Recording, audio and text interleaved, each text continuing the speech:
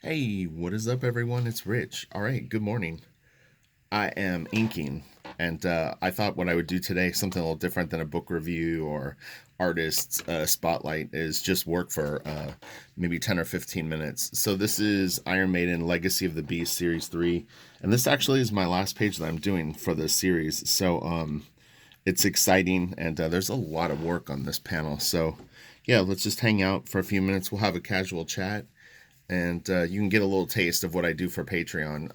For Patreon, these videos are usually 30 minutes to an hour, but we'll do like 13 today, somewhere around there.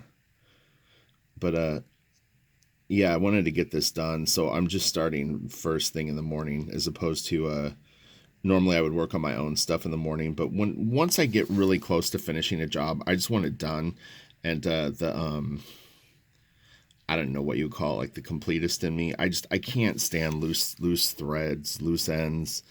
And yeah, so I jokingly kind of refer to it as like smelling blood in the water, where it's like I've damaged the kill, but now I'm just gonna take it down. So yeah, this piece and this series, it's like I'm like, all right, I'm almost over with this, so let's just do it. But yeah, once this is done, I'll actually erase the blue line and then do any kind of white special effects that I want and kind of give it a good once over for like line weights and stuff. Let me see, let's make sure I'm in frame. And then I have 4 pages to scan that I'm turning in. So this is a hard page, though. I mean, honestly, this took about 2.5 days, which is like if you had to do 100 pages like this, it would be kind of a tough job, honestly. You have to have those page a days if you're going to do what I consider commercial work, like work for hire. It's different if it's a sort of pet project, but if I get brought in to do like a monthly book and the pages are taking like over 2 days, that becomes problematic. And I mean, I've talked about it a little bit in some of my old videos, but to me, it's a choice that the penciler's making. And Kevin's great. This is not even a reference to Kevin. This is a completely different type of project and a different sort of deal because it's done directly for Iron Maiden and just happens to be published, I think, through Heavy Metal. I'm not even 100% sure how that works. But yeah, it's like if a penciler wants to be psycho, it doesn't necessarily mean that I want to be psycho. Like you know what I mean? Like I'm not gonna grind because some person has got like a weird thing in their mind that they just want to make everything like hyper detailed. At that point, I kind of go like, look, if you're that nuts, you should maybe just do this all on your own.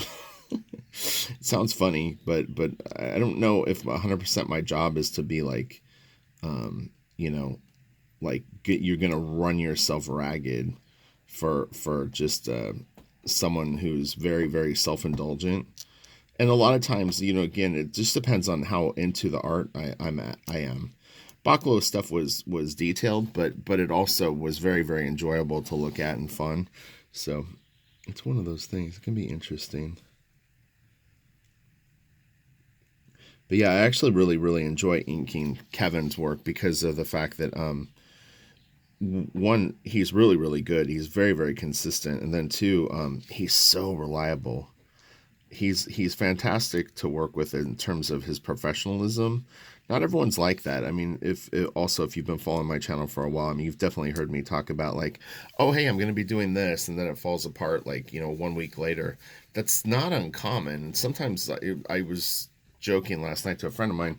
I said I almost always will take two jobs at once because what happens is you'll sign up for something like one thing and yeah, like about 3 weeks into it, it falls apart. It's literally been sort of this pattern that I've seen. And so I finally just went like, all right, I know two books at once is too much to really do, but 90% of the time, like one of them will fall through.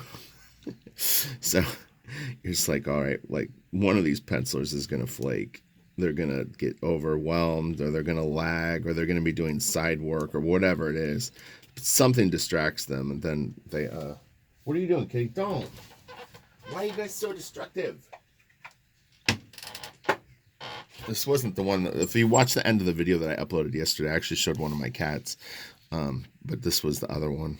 They're sisters, but they look similar, but they're different too. But anyway, but yeah. But yeah, it'll be nice. So this will be one thing out of my hair. I had two obligations before I can fully invest all my time into Blaster Kids. So this one is done, and then I've just got two other issues of another thing that I need to finish, and I don't have anything else booked. So if you guys can support Blaster Kids strong enough, I can make it 100% my main thing that I work on. The only thing, in fact. So what I'm trying to get together now is I had this idea just to help me is to maybe release one piece of merch before I get this series launched. So I don't know if I did a new piece, if people would be down with like a Blaster Kid shirt or something along the lines of that. I definitely want to do at some point an ash can of the first, at least part of the first book. So I'm thinking, and I'll get your feedback further. This video is more just about inking today, but anyway, just pondering things because I had considered that for a while, where I was like, maybe if I did like something that would just get a little bit of money in my pocket right away, so that I know that like I'm gonna be all right, working on it. So, but it really, it hinges on the support of fans. So hopefully, I've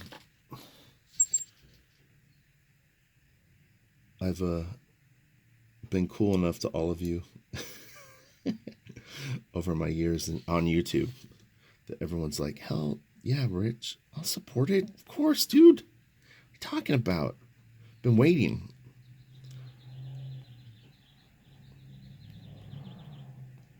One nice thing is once I start working on it and it actually is going, then I can tell all the real stories of what's been going on.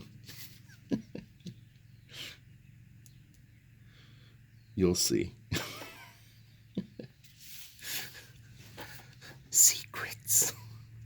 That'll be a tier. I can unlock stories for you. That would be funny. Like name names at a certain tier.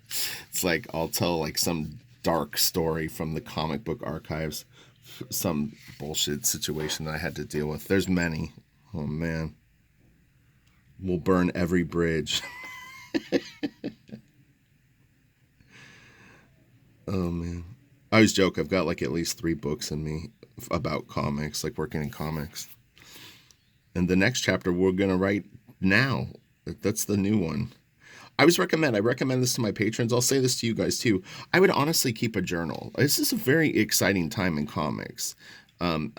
However or wherever you fall on the fence of everything that's going on, and I'm not even talking about all the COVID-19 things, to be clear.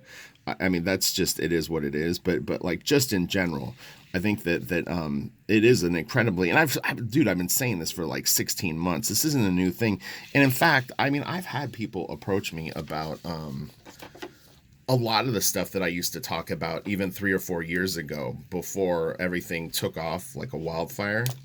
And I mean, those videos aren't up right now, but as I go through them and I start re-uploading them, not re-uploading them, but I mean unlocking them again, there's just too many. I've talked about this before. I had so many Journey of a Thousand Miles videos and vlogs on my website. It was literally bogging it down because it was impossible to find what people really were watching the most. But there was a lot of people who enjoyed those, the casual chats and me talking about working in the business and how much of a pain in the ass it can be and things to watch out for. And then the fun stuff too, because there's a ton of fun stuff, and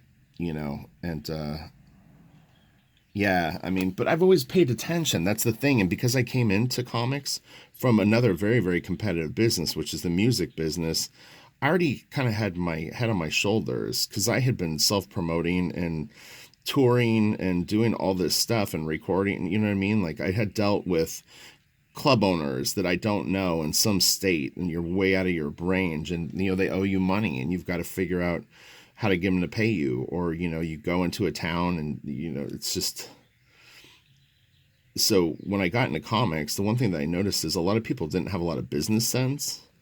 The shrewdest business person that I know in comics, well, there's a couple, but I think J. Scott Campbell, for someone who just kind of came in as an artist, he really, really was able to come up with, you know, I don't even know what you would call it, like just like he had a game plan, and it's done really, really well for him. I mean, my biggest regret as a fan of J. Scott Campbell is I still would love to see him draw interiors of comics more. That would be my only wish. It's like the covers are cool, but it's just he is really, really good at telling stories, and so it is a shame to me that I don't get to see that more. But, the same could be said about Joe Madureira too. I got into Joe's stuff on Battle Chaser, so that was when I really became like a huge fan, and I really wish that I could see more of that book because he was so good on it. So, I always say, I mean, I'm a fan too, even though I'm a pro. It's at the end of the day, I'm here at my house by myself, and I have my own fandom, and stuff that, like, I mean, I wish Travis would have drawn for the last 16 years. It sucks. It sucks that he didn't do 500 more Space Girl things. It's a bummer that he didn't finish the Meta Barons book. It's like I said, I've experienced it all just as you have. Why is Mark Silvestri's Batman book not out? I know, Kitty, you want to see it too, right? It upsets you. She knows. She's a big Silvestri fan also. You don't even know if that book is ever going to come out. That's the crazy thing.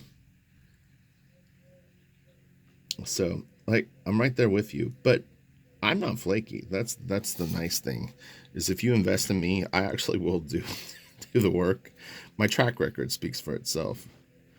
I've been very prolific, and actually I've been very, very responsible. So so the tools that I'm using, just for people that are curious as we kind of wrap this up, is I'm using a Hunt 102. The nib is not very new. I would say I've been using this nib for at least 5 to 10 days. Not in a row, but it was an old nib that I found in my desk that wasn't shredding paper. There was a day where I was using new nibs and they seemed too sharp. So I started fishing around for one that I had used that I had put aside. And so it's not the sharpest nib, but it works okay. This is just a brown pen holder. I use a foam rubber kind of like kids thing that I slid on it. I think I have another one here. Let's see if I can find one that's like a little newer looking.